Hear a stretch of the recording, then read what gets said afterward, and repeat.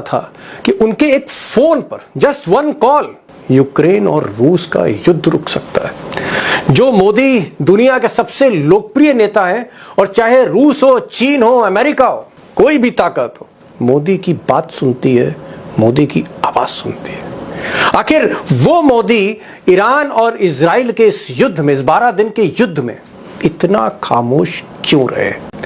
अब ये बात मैं इसलिए कह रहा हूं कि जब ये युद्ध शुरू हुआ और इजराइल ने ईरान पर हमला बोला, उसके military commanders, top military leadership ढेर कर दी, उसके न्यूक्लियर साइंटिस्ट मार दिए, तो भी भारत चुप था, मोदी जी चुप थे। और जब युद्ध विराम हुआ अमेरिका और रूस के इशारे पर, उस वक्त भी मोदी जी ने एक लफ्ज नहीं कहा, तब भी मोदी जी खामोश रहे। अब सवाल यह है कि ये जो रहस्यमय खामोशी है मोदी जी की, प्रधानमंत्री की, सरकार की, हमारे मुल्क की, इसके पीछे वजह क्या है? क्या कोई प्रेशर है हमारे मुल्क पर, दुनिया के सबसे बड़े लोकतंत्र पर, जहां सबसे बड़ी आबादी रहती है? शर्मनाक इसलिए कि भारत की ओर से राजनाथ सिंह और डोभाल वगैरह वहां पर थे और वहां पर ज्वाइंट कम्युनिकेशन तो इशू नहीं हो पाया, क्योंकि बड़े बड़े शब्दों में भारत में स्टोरी सुनाई गई कि राजनाथ सिंह ने अपने पेन यूज नहीं किया, पेन रख दिया और ज्वाइंट डिक्लेरेशन के ऊपर साइन करने से मना कर दिया क्योंकि उसके अंदर पहलगाम का जिक्र नहीं था, जबकि जाफर एक्सप्रेस और बलूचिस्तान के जिक्र थे। जब आपत्ति उठाई गई तो उन्होंने कहा कि यही कम्युनिकेशन रहेगा, चेंज नहीं किया जाएगा, तो राजनाथ सिंह ने कहा कि हम साइन नहीं करेंगे। अब साइन नहीं करेंगे तो ज्वाइंट कम्युनिकेशन इशू नहीं हुआ। फिर राजनाथ सिंह का उससे पहले एक स्टेटमेंट आता है कि one country who spreading the terror all over, he should be condemned by the SCO summit.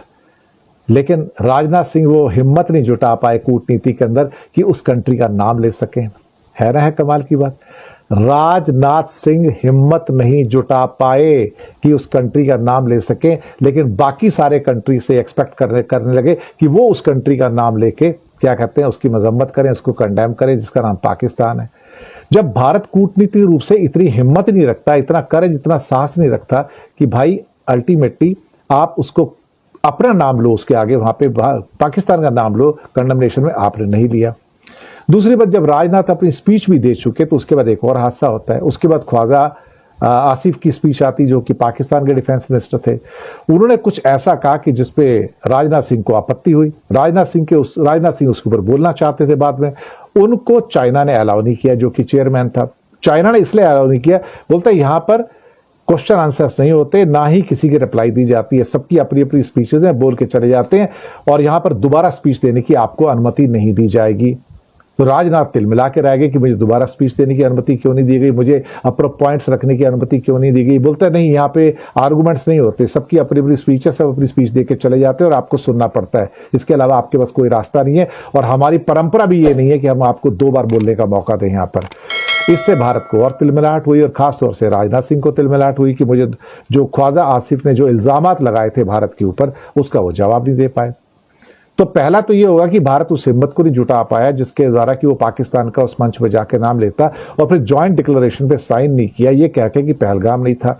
लेकिन ये उम्मीद करना ज्वाइंट स्टेटमेंट के बाद में जो उनका अपना स्टेटमेंट आता है कि some country is spreading the terror in the world and he should be named by the SCO summit। तो भैया वो सम कंट्री कौन सा है बताओ तो सही। तो इंडिया खुद नाम लेने को तैयार नहीं है, लेकिन चाहता है कि बाकी SCO के जो कंट्री थे, समिट के जो कंट्री थे, वो उसका नाम लेके उसकी मजम्मत करें, उसको कंडेम करें, क्रिटिसाइज करें। अगर भारत के अंदर ये हिम्मत नहीं है, अगर भारत की सरकार में ये हिम्मत नहीं है कि SCO के मंच पर, अंतर्राष्ट्रीय समिट के अंदर पाकिस्तान का नाम ले, तो फिर उसे इस बात की उम्मीद भी नहीं करनी चाहिए कि कोई उनको सपोर्ट करेगा। इसलिए अंतर्राष्ट्रीय क्षेत्रों के अंदर हम आइसोलेटेड हैं और हमें कोई सपोर्ट नहीं करता है। अभी तो यहां पर हुआ है, कल को यही सीन आपका रियो ब्राजील के अंदर होगा, जहां समिट आ रहा है ब्रिक्स का 6 और 7 जुलाई को, वहां भी ये नजारा होगा। अगर आप पाकिस्तान का नाम लेने में असमर्थ हैं, पाकिस्तान का नाम लेने में अगर आपकी जुबान कांप रही है, तो SCO समिट में मत जाओ, बल्कि किसी भी समिट में जाना छोड़ दो। अगर आप उसका नाम लेके मजम्मत नहीं कर सकते तो छोड़ दो, फिर आप इंडिया में आके वापस चुनावी भाषण दो और वहां पाकिस्तान को गालियां देते रहो, वो चलेगा। लेकिन इंटरनेशनल मंचों के ऊपर आपकी टांगे कांप रही हैं राजनाथ सिंह जी, और आप पाकिस्तान का नाम नहीं ले रहे हैं, और ये मोदी की इंस्ट्रक्शन में हुआ कि पाकिस्तान का नाम नहीं लेना है। और वैसे भी इंडिया में भी कई स्पीचेस के अंदर मोदी पाकिस्तान का नाम नहीं लेते। एक हमारे पड़ोसी राष्ट्र, एक हमारे जो एक ऐसा राष्ट्र जिसके साथ हमारी बनती नहीं है, ऐसे कह के उल्टी उल्टी बातें करते हैं और डायरेक्ट नाम लेने से हिचकिचाते हैं। शायद अंदर ही अंदर से सरकार बहुत डरी हुई है कि पाकिस्तान तो इस टाइम आइसोलेट। क्या हम पर कोई प्रेशर है जिसकी वजह से हम दिल की बात कहने में घबरा रहे हैं, हिचकिचा रहे हैं? आखिर वजह क्या है?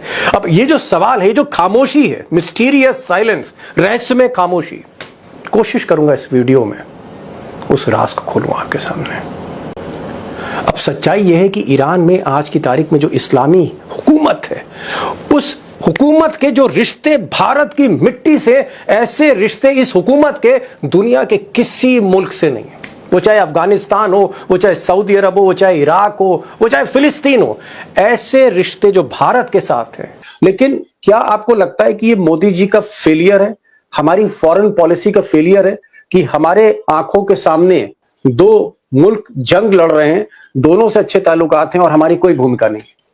और जब इजराइल ने ईरान के ऊपर आक्रमण किया तो वो एक ऐसा मौका था जिसमें कि भारत को साफ तौर पर एक स्टैंड लेना चाहिए था और कहना चाहिए था कि ये गलत हुआ। जब यूएस ने अपने बम छोड़े ईरान के न्यूक्लियर ठिकानों पर, वो एक ऐसा मौका था जब भारत को एक क्लियर स्टैंड लेना चाहिए था कि ये ठीक नहीं हो रहा है। और देखिए, विदेश नीति में आपका जो राष्ट्रीय हित है वो सर्वोपरि है, लेकिन भारत जैसे देश के विदेश नीति में एक नैतिकता का इनपुट बराबर रहा है। हम जहां नैतिकता का सवाल रहा है वहां पर कभी हमने बिल्कुल खामोश रहने का काम नहीं किया है।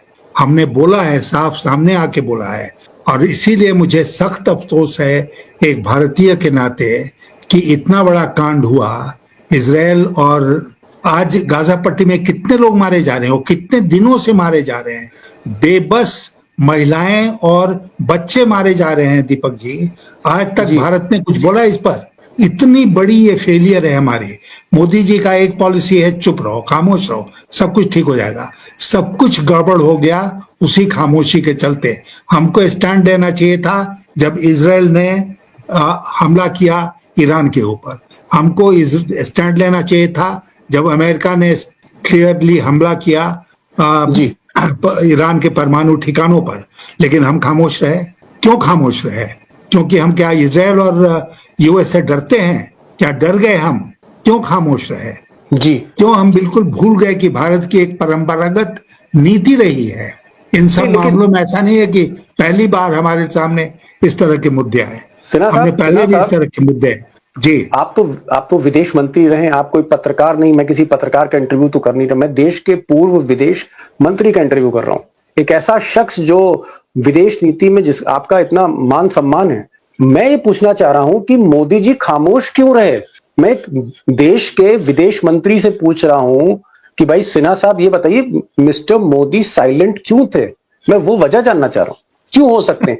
मतलब मुझे क्लियर, मैं स्पष्ट रूप से कहना चाहूंगा कि मुझे ये बात समझ में नहीं आ रही है। जब तक कि, जैसे मैं पहले भी कह चुका हूं कि अमेरिका का मोदी जी के ऊपर इतना दबाव है किसी कारण को लेकर, जिसके चलते मोदी जी कभी भी अमेरिका की मर्जी के खिलाफ नहीं जाएंगे। और अमेरिका पूरी तरह से इजराइल के साथ खड़ा था, इसीलिए उसने ईरान के न्यूक्लियर ठिकानों पर बमबाजी की। इजराइल और अमेरिका एक साथ खड़े थे। मोदी जी तटस्थ नहीं थे, मोदी जी उनके साथ खड़े नजर आए। खामोश रहकर मोदी जी ने यह साबित कर दिया कि मैं इजराइल और अमेरिका के खिलाफ कभी किसी इश्यू पर स्टैंड नहीं लूंगा। अब इस पीछे क्या राज है, कौन सा दबाव ट्रंप इनके ऊपर बनाते हैं, मैं नहीं जानता हूं। लेकिन जाहिर है कि मोदी जी अमेरिका के दबाव में लगातार काम करते रहे हैं और इस गंभीर मुद्दे पर भी उन्होंने उसी तरह काम किया। लेकिन सिन्हा साहब, आप ब्यूरोक्रेट भी रहे, आप अफसर भी रहे, आप मंत्री भी रहे और टॉप लेवल पर रहे। आईएएस ऑफिसर होना मामूली बात नहीं है, देश का विदेश मंत्री होना मामूली बात नहीं है, वित्त मंत्री होना मामूली बात नहीं है। मैं एक चीज पूछ रहा हूं कि अगर मोदी खामोश थे तो जो हमारे इंडियन फॉरेन सर्विस के इतना बड़ा विदेश मंत्रालय है, उसमें इतने अफसर हैं, आप जैसे अफसर भी वहां होंगे, क्या उन्होंने नहीं कहा कि मोदी जी आप गलत कर रहे हो? भाई कोई ऑफिसर तो समझाएगा कि भाई इससे नुकसान होगा भारत को, या भारत की छवि ठीक नहीं जा रही है। तो क्या अफसर भी मोदी जी की सरकार में चुप है, या चापलूस हैं, या मेरिट पर नहीं उनको चुना गया है? अफसर क्यों खामोश है आज के दौर में? अफसर खामोश इसलिए हैं कि वो जानते हैं कि ये सरकार प्रतिशोध की भावना से काम करती है। ओके। और प्रतिशोध की भावना जो है वो केवल इस बात तक सीमित नहीं है कि आप जिस पद पर हैं उस पद पर से आपका ट्रांसफर हो जाएगा, कहीं गंदी जगह आप भेज दिए जाएंगे या गंदे पोस्ट पर भेज दिए जाएंगे, बल्कि आपके खिलाफ ईडी, सीबीआई, इनकम टैक्स ये भी लग सकता है। ओके। तो इसलिए ब्यूरोक्रेसी पूरी तरह से डिमोरलाइज है आज के दिन, चाहे वो फॉरेन मिनिस्ट्री की ब्यूरोक्रेसी हो या कोई और ब्यूरोक्रेसी हो। और उनके अंदर हिम्मत नहीं है, वो ठाकुर सुहाती बात करने लगे हैं कि भाई मोदी जी को क्या पसंद आएगा, मोदी जी क्या चाहते हैं, उसी तरह की बात करो। ये स्थिति आ गई है। और मैं मानता हूं कि बहुत बड़ा डिक्लाइन आज ब्यूरोक्रेसी में भी हुआ है, जहां किसी को हिम्मत नहीं है कि वो प्रधानमंत्री के सामने खड़े होकर बोले कि भाई ये रास्ता गलत है, इस रास्ते भारत को नहीं जाना चाहिए, हमें इस रास्ते जाना चाहिए क्योंकि ये सही रास्ता। बड़ी बात, पूर्व विदेश मंत्री और पूर्व विदेश सचिव जो एक आईएएस ऑफिसर भी थे, उनका ये कहना है कि इस दौर में जो आईएएस ऑफिसर हैं या फॉरेन सर्विस के जो ऑफिसर, इनकी हिम्मत नहीं है कि मोदी जी को बता सकें कि सही है या ये गलत है। दिन है तो दिन कहें, रात है तो रात के, इस तरह की ब्यूरोक्रेसी में रीढ़ नहीं बची है।